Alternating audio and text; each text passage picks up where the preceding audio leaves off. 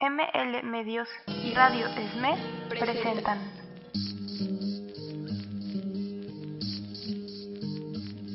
Yo pregunto a los presentes, Forjando futuro, si no se han puesto a pensar que esta tierra es de nosotros y no del que tenga más.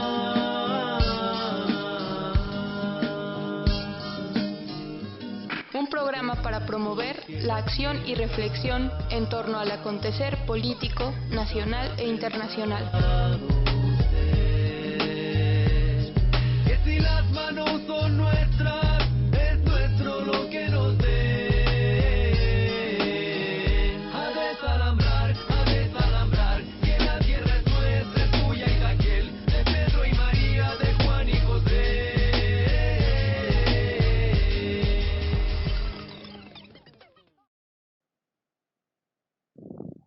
Buenas noches, estamos una vez más en vivo en su programa Forjando Futuro. Me presento, soy Fernanda Justo. Se presentan mis compañeros que están aquí conmigo. David Torres, buenas noches. ¿Qué tal? Buenas noches, Carlos Ortiz. Bueno, y buenas tardes para quienes nos vayan a estar escuchando en la repetición de las 4 de la tarde. El día de hoy, bueno, pues como solemos hacer, vamos pues iniciando el programa con un bloque de noticias. A mí hay 3 puntos en particular que me gustaría tocar y que, bueno, uno de ellos es respecto a la detención y luego liberación bajo determinadas condiciones que ya desde hace algunos programas habíamos estado dando seguimiento, que es la de la abogada laboralista Susana Prieto Terrazas. Ustedes recordarán, ella es la abogada del llamado Movimiento 2032, importante estallido que tuvo lugar en la ciudad de Matamoros por parte de obreros de maquiladoras que, bueno, exigían, como su nombre lo expresa, el 20% de aumento a su salario y el pago de un bono de 32,000 pesos. Ella fue detenida la última semana de junio, me parece, si no mal recuerdo. Estuvo encarcelada 3 semanas y hace algunos días, una semana y un poco más, fue liberada bajo determinadas condiciones. A ella pues prácticamente se le expulsa de Tamaulipas. Aun cuando se le manda a Chihuahua, a Ciudad Juárez, en realidad ella llegando allá se da cuenta de que también en Chihuahua tiene giradas órdenes de atención, de aprehensión en su contra. Entonces, prácticamente, bueno, de hecho, ella anda por las calles con un amparo en mano, ¿no? Justo previniendo que en cualquier momento pueden volver a detenerla. Se le prohíbe viajar al extranjero, en donde ella denuncia pues que viven sus hijos y su esposo. Entonces es parte también de, digamos, continuar con la criminalización y sobre todo lo que significa de fondo, que es que el Estado y particularmente el gobierno de Tamaulipas la sigue considerando culpable, ¿no? El hecho de haberla liberado bajo fianza es en realidad eso. Se puede llevar a cabo el proceso, pero a priori pues es considerada una criminal, ¿no? Distintas organizaciones han venido denunciando cómo esta justicia, ¿no? Responde de diferentes formas, como por ejemplo en el caso de Lozoya o de otros que en estas últimas semanas también hemos visto que se giran órdenes de aprehensión, que hay investigaciones abiertas, etcétera. Pues en realidad todo transcurre bajo ritmos sumamente lentos, ¿no? Y en cambio, en el caso de pues quienes de alguna manera se encuentran dentro de la lucha social, sindical, popular en general, pues en realidad sí son aquellos y aquellas quienes son mayoritariamente perseguidos y pareciera que allí sí la justicia es expedita, ¿no? Bueno, su justicia, ¿no? Porque en realidad pues esa es parte de lo que queremos denunciar, que pues en realidad no no hay un crimen que haya cometido esta abogada, que defender los derechos humanos laborales no puede ser considerado un crimen. Se le acusa de cosas como motín en contra de las autoridades, etcétera, y particularmente parece ser que los cargos son a partir de una manifestación en la que, bueno, pues había cientos de obreros y obreras, y en realidad pues es más que otra cosa una persecución intentando de alguna manera como descabezar, ¿no? Al propio movimiento, golpetear al sindicato, etcétera, ¿no? De hecho, en días pasados se han estado realizando manifestaciones en diferentes lugares, particularmente pues en el norte y específicamente en Matamoros, pero que de alguna manera han tenido una repercusión en Baja California, en Ciudad Juárez, en la propia Ciudad de México, donde diversas organizaciones pues han estado acompañando la exigencia de libertad sin cargos para Susana, más que por, digamos, la propia figura que pueda representar Susana, que evidentemente le reconocemos la labor que ha realizado, pero fundamentalmente porque se considera que, bueno, pues si ese caso se mantiene, digamos, como lo quiere hasta ahora el gobierno de Tamaulipas, el gobierno de Ciudad Juárez, pues significa un agravio para el conjunto de los trabajadores, de las trabajadoras, para esta búsqueda que existe en el país por democratizar los centros de trabajo, por construir sindicatos independientes y obviamente pues para quienes acompañan estas luchas, ¿no? Entonces, en realidad, el acompañar la exigencia de libertad para Susana, pues también es acompañar la propia lucha de las y los trabajadores en las maquilas en este caso, pero pues el conjunto del pueblo trabajador mexicano, ¿no? Entonces sí, pues denunciar toda esta persecución y enviar nuestra solidaridad a Susana en particular, pero sobre todo pues al movimiento 2032 y a las y los obreros que luchan por construir sus sindicatos independientes, democráticos y autónomos en un país que además se jacta de justamente perseguir una democratización del mundo del trabajo. Ese es un primer tema que quería colocar pues en los micrófonos. Otro es acerca de pues la reciente presentación de la reforma de pensiones, la iniciativa que fue presentada el día miércoles y que pues la verdad es que parece que va a ser aprobada inminentemente, ¿no?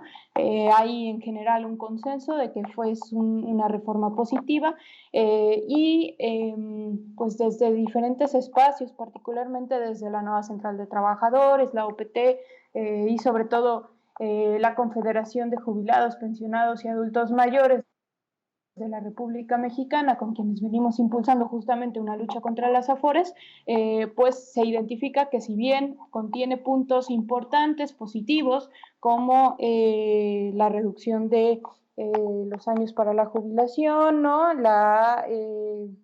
El cambio en las cotizaciones para que sean los patrones quienes aporten más, así como el Estado, la disminución pues, de las cuotas para los trabajadores, entre otras cosas, pero en realidad no se va al fondo del problema que existe en el tema de pensiones, ¿no? Y que es que su administración sigue siendo por medio de las afores, por lo tanto es una administración con un carácter individualizado, con un carácter privatizado y que pues no va a solucionar el grave problema que se tiene, ¿no? De hecho, es curioso, digamos, pues sí, es curioso, me parece que justamente se presenta cuando en Chile se habían retomado también las protestas en contra de estas AFPs, que son lo mismo que las AFORES, pero en la modalidad chilena, y justamente acaban de arrancar una victoria, que es el de que puedan retirar el 10% de los ahorros, digamos, del retiro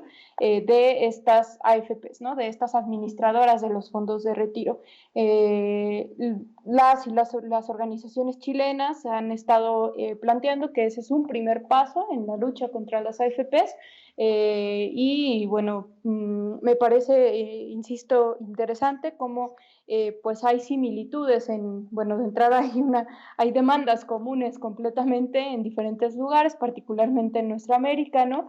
Y que pueden también irnos mostrando pues hacia dónde tendría que ir la lucha, ¿no? Me parece que sobre esto creo que también los compañeros quieren comentar algo.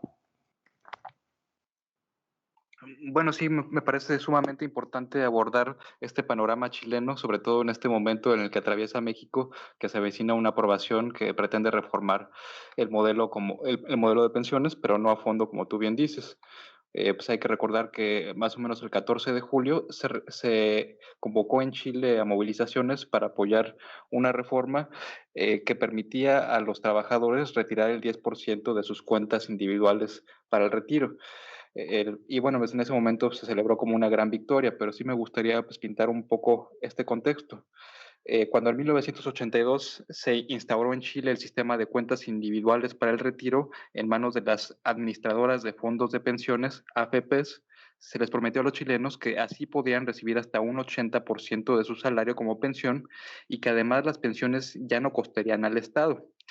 Y bueno, el año pasado, de hecho, sin embargo, 127,000 personas en Chile se pensionaron con apenas 49,000 pesos chilenos, lo que equivale a apenas 1,384 pesos mexicanos.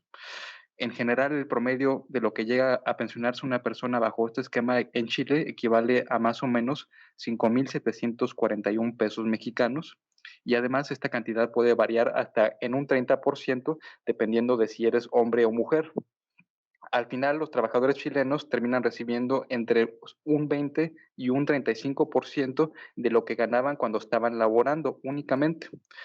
Y si, imagínense, si esto es paupérrimo en Chile, incluso en México esta realidad es mucho peor, ya que según cifras oficiales, el promedio de lo que llegará a pensionarse una persona en México con las actuales AFORES será de 3,483 pesos mensuales, menos de lo que se percibe en Chile, y sin embargo nosotros aún no hemos sido capaces de movilizarnos, organizarnos con tal magnitud como lo están haciendo actualmente los chilenos. Y bueno, bajo esta experiencia empírica y cotidiana, los chilenos saben en carne propia que las bondades que ofreció la dictadura militar de Pinochet de este sistema neoliberal de cuentas individuales para el retiro desde 1982 son falsas y solo han beneficiado a las administradoras mismas, ya que se les permite invertir cantidades estratosféricas de dinero que equivalen al 80% del Producto Interno Bruto en Chile y que se componen de las aportaciones de todos los trabajadores asalariados del país, lo que les genera una obvia jugosa comisión, pero también un insignificante interés para los trabajadores. Se trata de un sistema que monopoliza las ganancias y socializa las pérdidas. De hecho, Pinochet era muy consciente de esto y salvó de este régimen a los militares, que fueron incondicionales del régimen, de este futuro precario, dejándolos fuera de este sistema de pensiones y otorgándoles uno privilegiado a cargo del Estado. Así, en comparación, un trabajador promedio recibe 5,741 pesos mexicanos de pensión en Chile, mientras que un militar chileno percibe 42,000 pesos mexicanos de pensión. Esta es la gran diferencia. Y ese fue el premio de los militares en ese entonces por haber traicionado al pueblo, a su presidente, el presidente Salvador Allende, y por haber mantenido una dictadura militar sangrienta por casi 20 años. Y bueno, pues hay que recordar que el sistema chileno de pensiones, a pesar de sus similitudes con el mexicano, no es un sistema tripartita como el nuestro, donde trabajador, patrón y Estado aportan una cuota para capitalizar las cuentas individuales, sino que allá en Chile el sistema se capta solamente con las aportaciones de los trabajadores más una subvención estatal. O sea, sí está un poco más jodido porque los propios trabajadores con sus propias percepciones se encargan de capitalizar sus propias cuentas para el retiro. De hecho, una de las consignas en las protestas comenzadas el 18 de octubre de 2019 en Chile fue precisamente acabar con las AFPs para instaurar un sistema más justo, solidario y sobre todo que permitiera vivir con una vejez con dignidad a los jóvenes de hoy. Por eso la fuerza de las movilizaciones en Chile, particularmente nutridas por jóvenes. Y bueno, bajo ese contexto es que se convocó a cacerolazos el pasado martes 14 de julio, reemprendiendo acciones en torno al movimiento chileno de 2019, desmovilizado brevemente con la llegada de la pandemia. Una de las demandas de esta movilización fue exigir a la Cámara de Diputados, como ya lo vimos, que se permitiera a los trabajadores retirar el 10% de su cuenta de pensión. Y bueno, pues ya luego los cacerolazos se emprendieron acciones directas en la madrugada, que bueno, los medios criticaron. Entre ellos estaba el incendio de automóviles y también el incendio de estaciones policíacas. Y bueno, pues los chilenos celebraron esto como una victoria porque a pesar de que sabían que realmente no se iban a poder pensionar de forma digna, por lo menos retirar el 10% de sus ahorros les iba a permitir comer el día de hoy, porque lo que apremiaba pues era vivir al día, ¿no?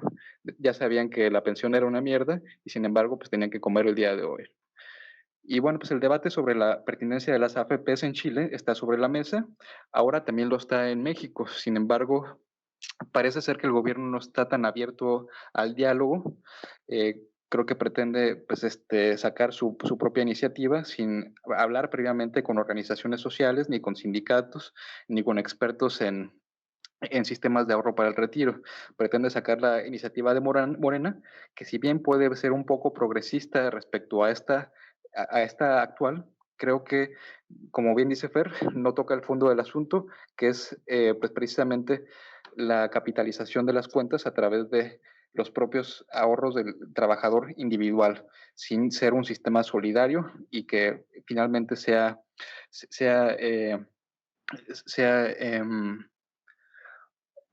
sustentable, pues.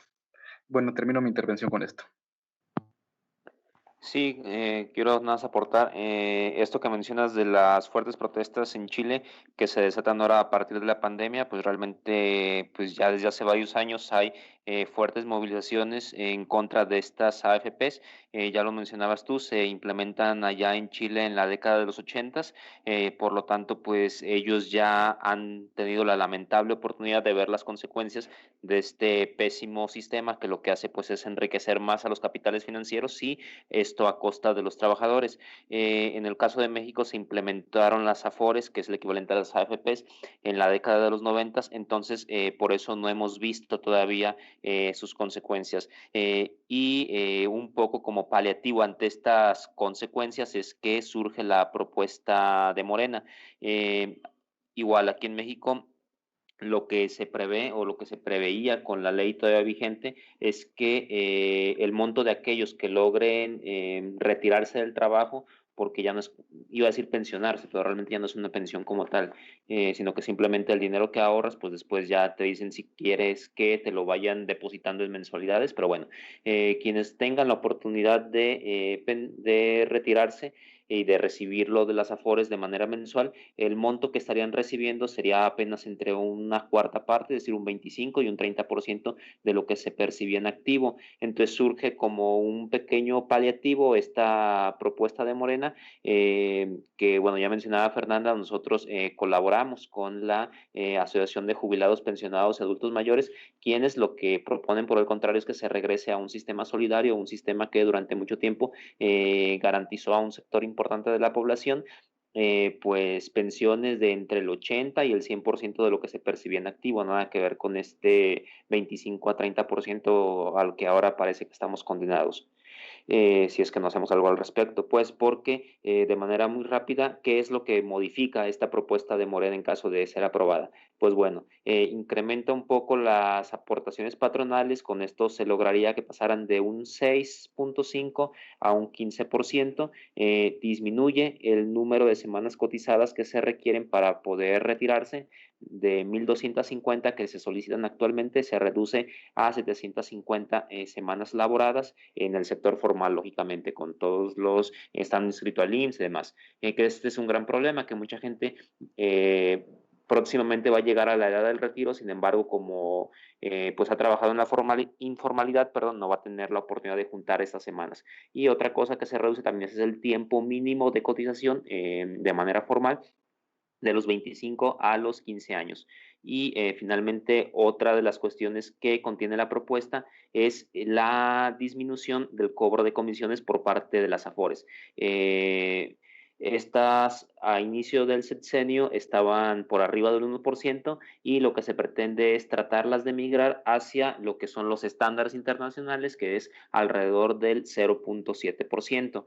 ¿Qué es lo que quieren alcanzar con esto? Pues bueno, quieren alcanzar que mayor número de trabajadores logre recibir pues un monto al término de su vida laboral, por todo esto, como mediante la reducción tanto de las semanas cotizadas como de los años requeridos, y también se busca incrementar un poco este porcentaje con respecto al salario en activo, que de ser de una cuarta parte se aumenta al menos a un 40%, lo cual con los paupérrimos salarios que tenemos en México pues sigue siendo totalmente insuficiente para una vida medianamente digna en la vejez. Llama la atención que hay cierto consenso con algunos grupos empresariales. De hecho, cuando AMLO presenta la propuesta en la conferencia de prensa de las mañanas, pues hace mucho hincapié en que uno de los principales impulsores es Carlos Salazar Lomelí, el presidente del Consejo Coordinador Empresarial. Entonces, pues, bueno, seguramente también va a haber sectores empresariales que se opongan, pero de entrada ya hay algunos grupos empresariales que ven con buenos ojos esta propuesta. ¿Por qué? No porque estén dispuestos a disminuir sus ganancias, sino por el costo que también les puede traer pues una situación de crisis social como la que está ocurriendo actualmente en Chile. Y dejo la palabra. Sí, yo nada más haría dos últimos comentarios al respecto. Uno es que precisamente parte de este consenso que pareciera ya haber entre los distintos partidos y, como bien comenta David, ya algunos sectores empresariales se han estado pronunciando, también el decir que, bueno, es a la CTM, es a la CROC, es todavía a estas centrales sindicales del charrismo, pues, que conocemos en México, del sindicalismo corporativo, a quienes se les consulta, se les integra, se les toma como la voz de las y los trabajadores para decir que también están siendo incluidos. Esta no es la primera vez, ¿no? En otras reformas y iniciativas, pues el gobierno ha recurrido nuevamente a esto.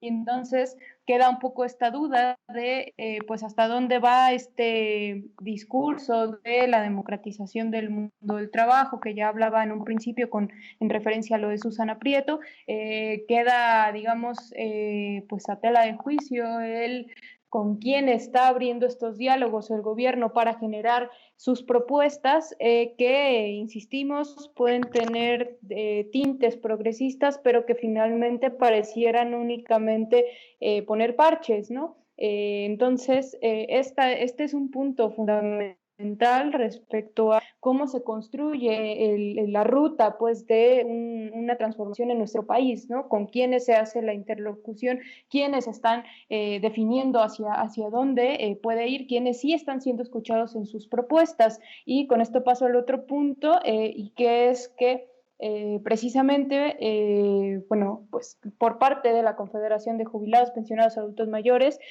pero junto con, insisto, la nueva central, la OPT, la NUE, etcétera, pues decimos que seguiremos impulsando la iniciativa que han estado trabajando nuestros compañeros, que es una iniciativa de ley ciudadana que ha estado planteando abrogar la ley del SAR, abrogar las AFORES y crear una nueva ley de pensiones que tenga como base o como eje la construcción de una institución, un Instituto Nacional de Pensiones administrado por los trabajadores, y arrancarle el manejo de los fondos de retiro finalmente a estas asociaciones financieras, ¿no? Porque siguen siendo ellas quienes manejan todo esto, para así poder volver a un carácter solidario e intergeneracional de las pensiones en México. Y me gustaría recuperar una consigna de los compañeros que dice: gobierne quien gobierne, las pensiones se defienden, ¿no? Entonces,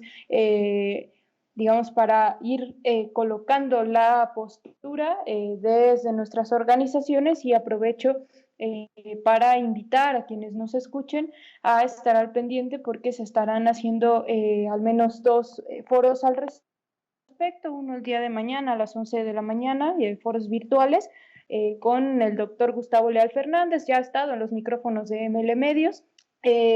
Bueno, él es profesor investigador de la UAM Xochimilco y maneja muy bien todo este tema de las pensiones. Él estará el día de mañana, insisto, a las 11 de la mañana, y el próximo martes también tendremos un evento por la tarde, si no mal recuerdo es a las 4:30 de la tarde, y también contaremos pues con compañeros de la Confederación de Jubilados, compañeros que nos puedan hablar de la experiencia de Chile, entre otros académicos que también puedan abonar, digamos, a la comprensión de por qué hay que ir más de fondo en este tema de la defensa de las pensiones, ¿no? Ambos eventos serán transmitidos desde la página de la Nueva Central de Trabajadores, así tal cual la pueden encontrar en Facebook, Nueva Central de Trabajadores, también por la página de Facebook de Radio ESME y por el canal de YouTube de ESME Radio. Entonces, pues, para que pueda ayudar, digamos, una contribución también al debate sobre el tema. Y bueno, ¿les parece, compañeros, que nos vayamos a un corte musical y podamos regresar con el tema que elegimos para el día de hoy, que es acerca de la violencia, la crisis de seguridad y con particular énfasis en el tema de las desapariciones y de las fosas clandestinas que han estado surgiendo a lo largo y ancho del país y particularmente en nuestro estado de Jalisco, ¿no? Entonces, bueno, nos vamos a un corte musical. No olviden que pueden seguirnos en Facebook. Estamos en Facebook como OPT Jalisco. En Facebook también les invitamos a seguir a Radio ESME y a ML Medios TV. Enseguida regresamos. Estás escuchando mlmedios.com.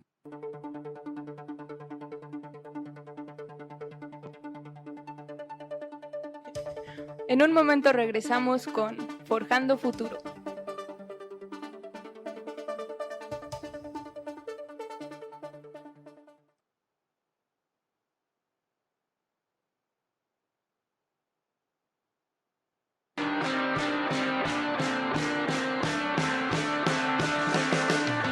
Toda la noche no pudiste descansar, entre tus ojos sueños rojos, sueños de sustancia visceral. Por la mañana la ciudad es infernal y el viaducto La Piedad no tiene la más mínima piedad. No tiene la más mínima piedad. Algo en tu interior está dejando de existir y no lo logras unificar. Sopla un viento rojo que te nubla la visión. Flota en el aire. Viene cubriendo al país.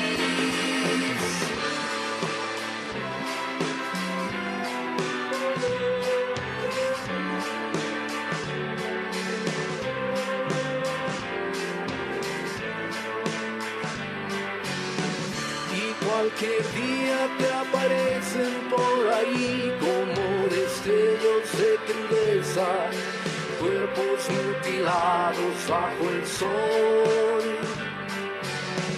Y lo macabro es que parece muy normal, como si un Dios enloquecido dictara sacrificios en su honor. Dictara sacrificios en su honor.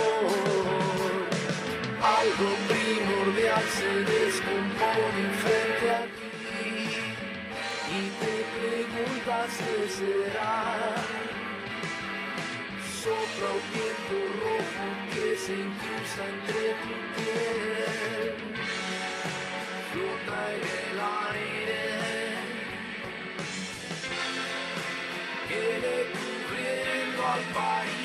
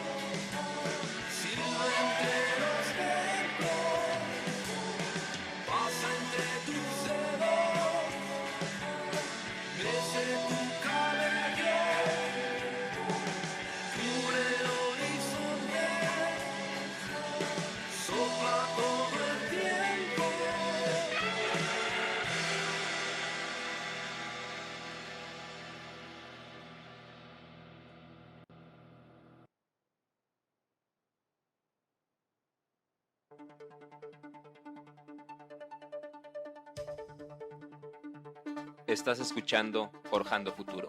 Ya regresamos.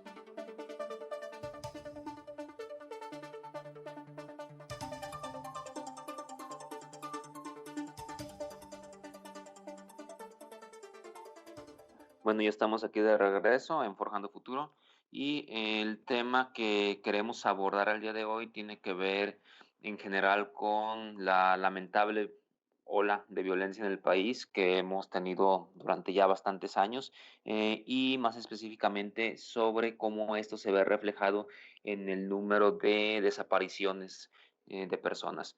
La semana pasada el subsecretario de Gobernación, Alejandro Encinas, presentó un reporte nacional sobre desaparecidos no localizados y sobre fosas en el país. Se ha venido desde hace varios años haciendo la distinción entre personas desaparecidas y no localizadas. Una separación que muchas veces se utiliza para ocultar la gravedad o la magnitud de este problema.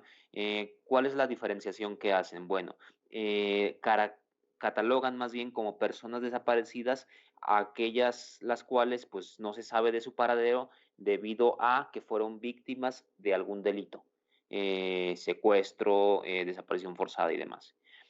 Y como personas no localizadas a aquellas para las cuales no hay indicios de que su no presencia esté relacionada con la comisión de un delito. Algo pues bastante cuestionable, pues el que una persona desaparezca y que no haya ningún delito que perseguir. Y bueno, aun cuando fuera así, aun cuando la persona, por ejemplo, haya decidido irse de su casa y no dar avisos a los familiares o padezca de alguna facultad mental, pues bueno, esta separación algunas veces dificulta el que se haga una búsqueda efectiva de las personas. En el reporte que presenta Alejandro Encinas se recogen cifras desde el 15 de marzo de 1964 hasta el 13 de julio del presente año. En dicho reporte, pues se habla de que en total entre personas desaparecidas y no localizadas o que en su momento estuvieron catalogadas así, hay 177.844 personas. De estas, 73.000 fueron ya localizadas. Sin embargo, 104.000 fueron ya localizadas. Sin embargo, pues lamentablemente es importante el porcentaje de las que fueron localizadas sin vida. Hablamos de 6.401 personas. Un problema que, si bien se viene monitoreando desde la década de los 60, tiene un ascenso bastante marcado a partir del sexenio de Felipe Calderón y de su supuesta guerra contra el narcotráfico. Y nuestro estado, el estado de Jalisco, pues es uno de los más golpeados a nivel nacional. Pues ya lo vemos constantemente cómo la violencia está presente aquí en nuestro estado.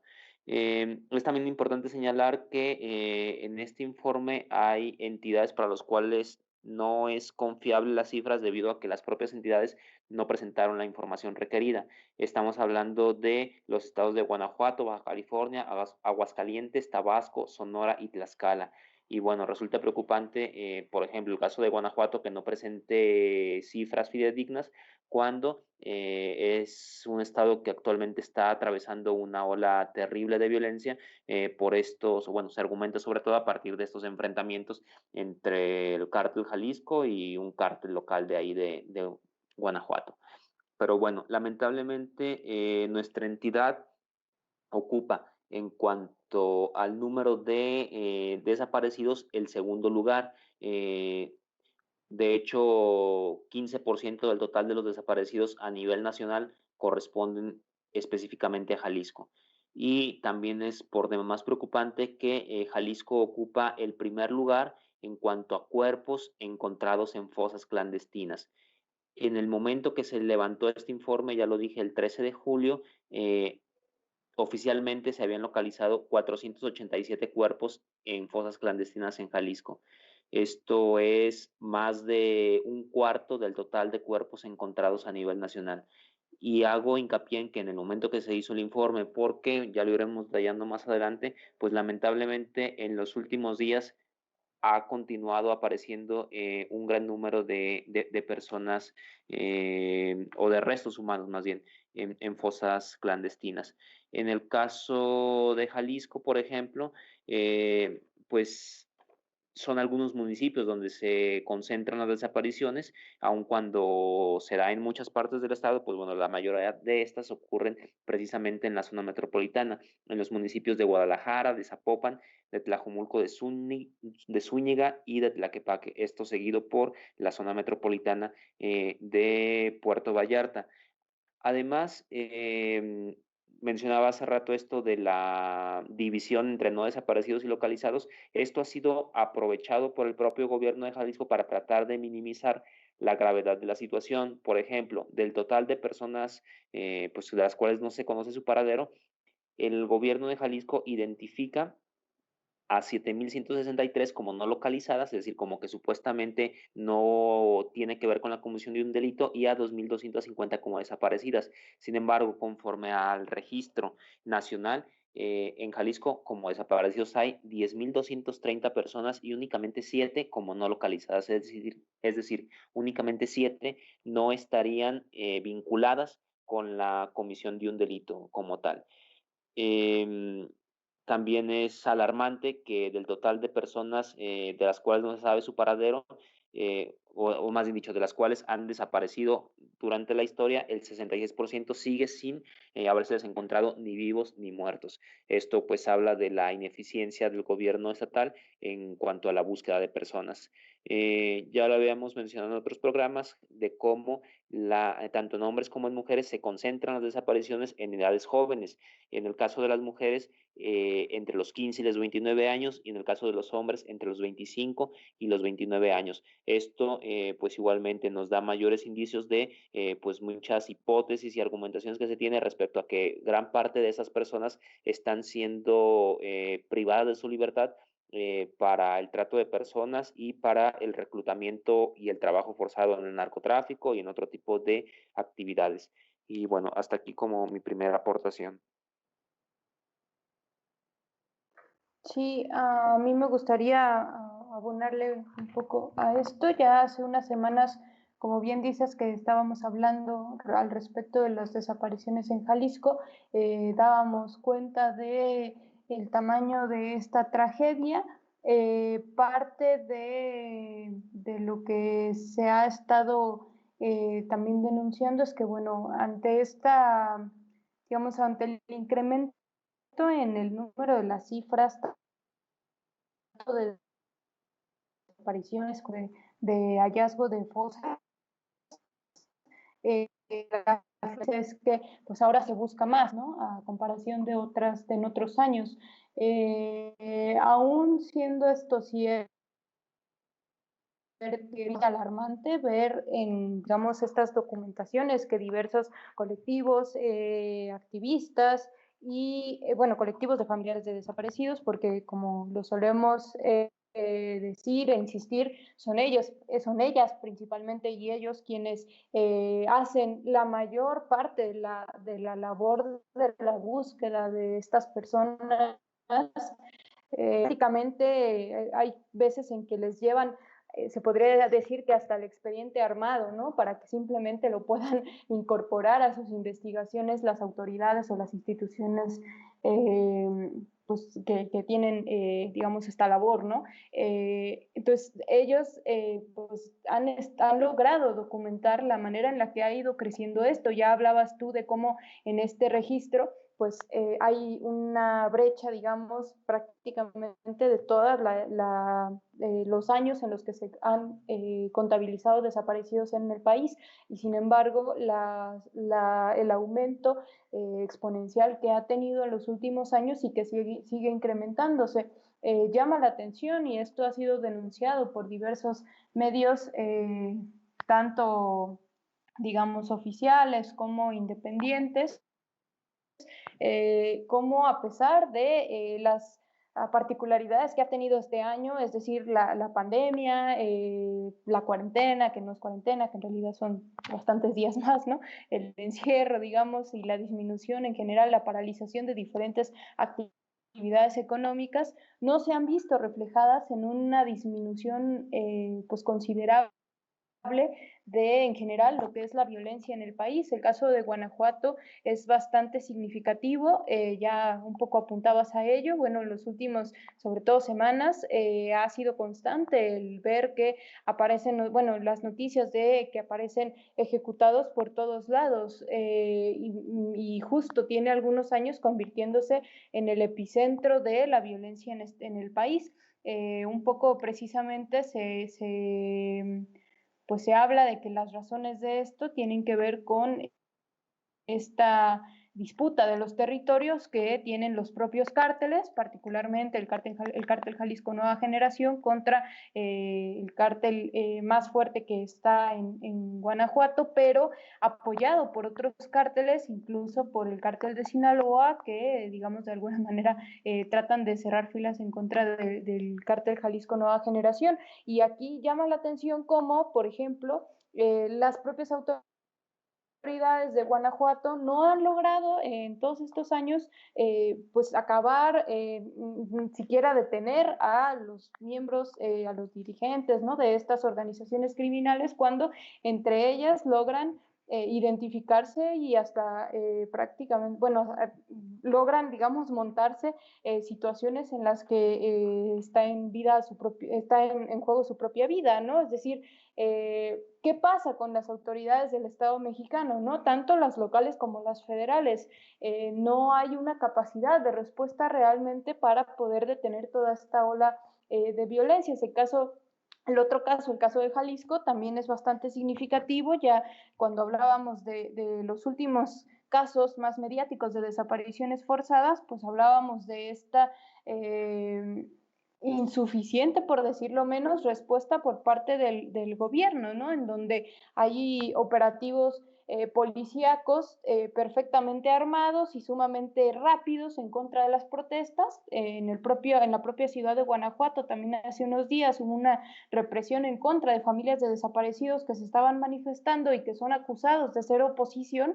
Bueno, más o menos es el mismo modus operandi en Jalisco y en todo el país, ¿no? Vamos, incluso a nivel nacional hemos también denunciado cómo las propias familias de desaparecidos pues han constantemente tenido que realizar movilizaciones e incluso plantones para poder agendar reuniones con el gobierno actual, sin que realmente haya avances en las investigaciones de dónde están las y los desaparecidos. Apenas hace unos días salió la noticia de que fueron encontrados 132 cadáveres y 50 bolsas con restos humanos en 3 fosas en la zona metropolitana de Guadalajara. Uno en El Salto, una fosa en El Salto, una fosa en Tlajomulco y una fosa en Zapopan. Por ejemplo, el caso de la del Salto llama la atención porque fue a unos metros de la comisaría, ¿no? Entonces, es difícil pensar que todo esto ocurre sin la colaboración, o por lo menos pues la indiferencia, ¿no?, de las autoridades, aunque me parece que pues es más que evidente que hay una colaboración en diversos niveles para que pueda ocurrir todo esto. Y hay un reportaje muy bueno que vamos a compartir en la página de OPT Jalisco respecto justamente a las fosas que se han estado encontrando, en donde, bueno, de entrada el título es El país de las 2000 fosas, ¿no? Y hace un recuento sumamente interesante, pero también bastante fuerte, ¿no? Respecto a esta tragedia que se vive en nuestro país, y que habla de cómo de 2006 a 2016 han sido descubiertas casi 2.000 entierros ilegales en donde pues los criminales han logrado desaparecer personas, ¿no? O han intentado desaparecer personas. Estas 2.000 fosas están distribuidas en más de 24 estados del país y en 1 de cada 7 municipios. Me parece que esto es sumamente representativo justamente del terror, ¿no? que se vive, y sobre todo porque ya muchas veces hemos referido, ¿no? Lo que significa una desaparición forzada como una especie de duelo inconcluso, ¿no? En donde las familias tienen que estar viviendo con esa incertidumbre, las familias y en general las personas cercanas a quien desaparece, con esa incertidumbre de qué habrá pasado con su ser querido, ¿no? Y dentro de digamos, esta documentación que se hace, también, así como lo que mencionó David respecto al incremento en las desapariciones, bueno, cómo ha ido incrementando el número de fosas al punto de que prácticamente aparece una fosa cada 2 días, ¿no? Entonces, bueno, y también hay, digamos, se logra identificar en dónde se encuentran la mayor cantidad de fosas, qué estados de la República las concentran. En particular, por ejemplo, el estado con más fosas es el estado de Veracruz. Jalisco también se encuentra dentro de los 10 estados con más fosas, me parece que también es el segundo. Y lo mismo que con las cifras de desaparecidos, por un lado que las cifras no cuadran, el número de restos, de cuerpos que se encuentran, no es el mismo el que documenta el gobierno, el que documenta la fiscalía, el que documentan las familias y el que documenta la Comisión de Derechos Humanos, ¿no? O sea, hay un baile de cifras tremendo que impide que se pueda tener certeza de cuántas personas se encuentran allí, ¿no?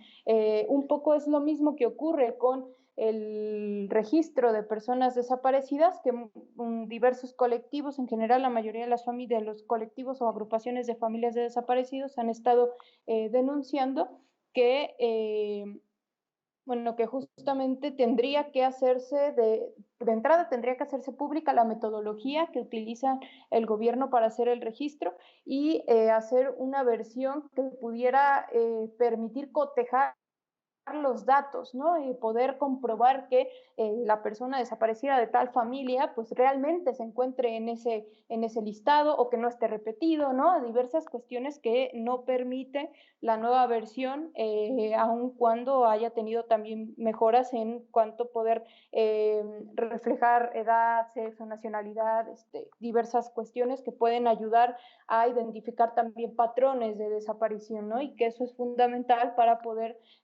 realizar estrategias de muchísimo mejor, más eficaces, pues, para la búsqueda y la localización de estas personas, ¿no? El caso de las fosas a mí me parece, no sé, sumamente fuerte en el manejo de las emociones, porque por un lado es la posibilidad de que las familias puedan tener una cierta paz, ¿no? Acceder un poco digamos, esta exigencia de verdad respecto a qué pasa con sus familiares, dónde están, que es un poco también la lucha que vienen pues manteniendo los compañeros de Ayotzinapa, por ejemplo, ¿no? Y que recientemente que fue localizado uno de los compañeros, pues bueno, la familia lo dice, ¿no? Pues al menos ya sé dónde está, ¿no? Pero por otro lado,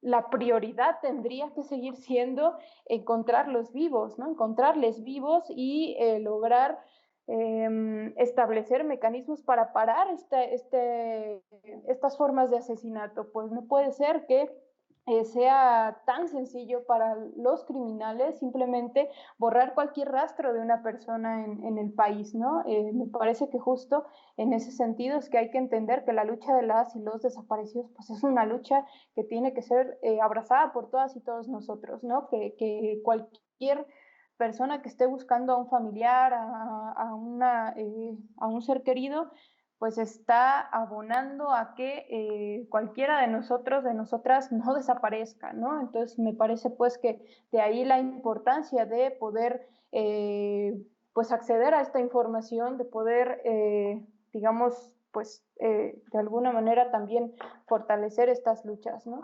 No sé si quieran, porque ya casi no nos queda tiempo, pues concluir con algunas cuestiones. Sí, hacer hincapié en la labor que han venido realizando las familias, porque, por ejemplo, ahora que se han venido sacando un montón de restos de estas fosas aquí en la zona metropolitana, pues las familias y los colectivos agrupados han estado presentes en todo el proceso, desde que se encontraron las fosas, todo el proceso de extraer los restos, llevarlos al proceso de identificación y demás. Incluso varias de las fosas han sido localizadas más a partir de denuncias anónimas que se hacen directamente a los familiares de las víctimas.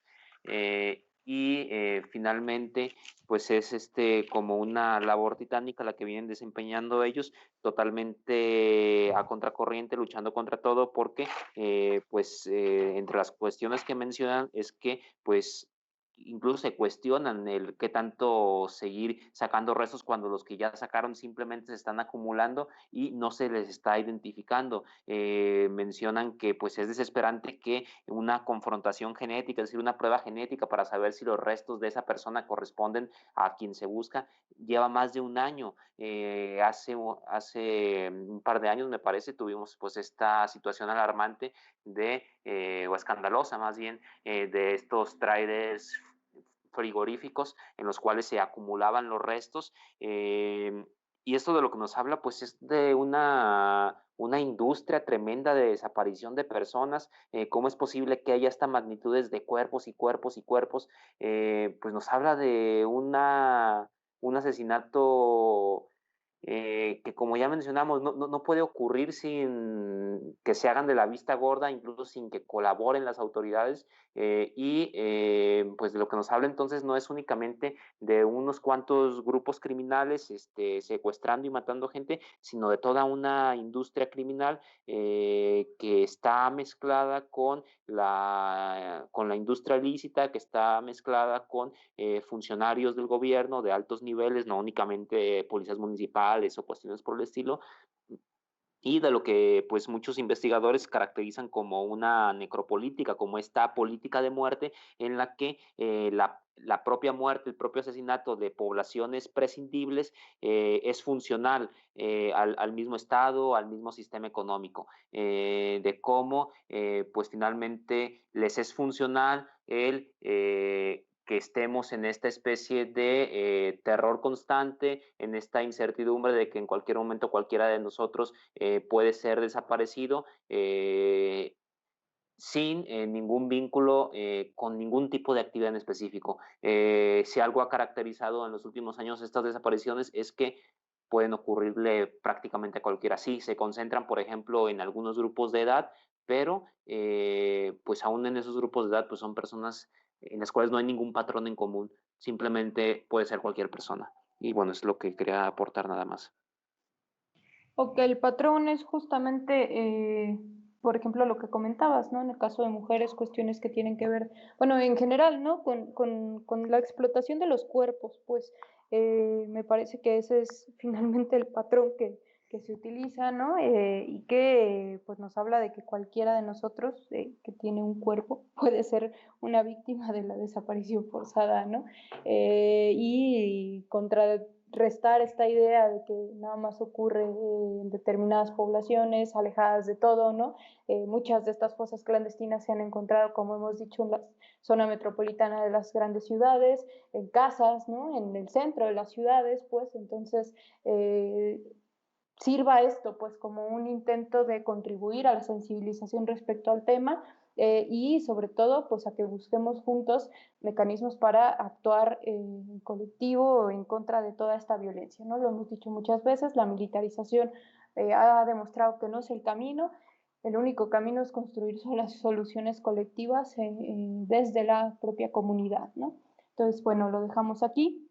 Agradecemos a quienes nos escucharon, les esperamos el próximo jueves aquí en ML Medios y les recordamos nuestras retransmisiones son los viernes a las 4 de la tarde por Radio ESME. Gracias y hasta la próxima.